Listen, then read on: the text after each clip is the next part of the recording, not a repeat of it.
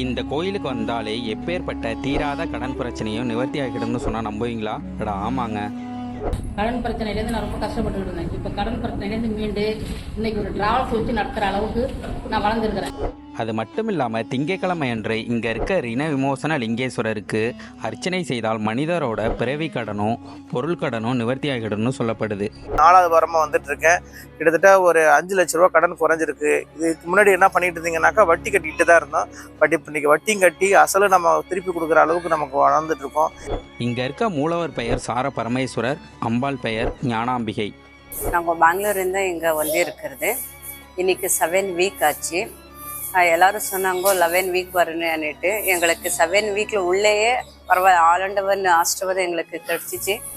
இந்த கோயிலோட full video நம்மளோட யூடியூப் சேனலில் அப்லோட் பண்ணியிருக்கேன், மறக்காமல் போய் பாருங்கள். இதே மாதிரி கோவில் தகவல் தெரிஞ்சுக்க நம்ம சேனலை ஃபாலோ பண்ணுங்கள்.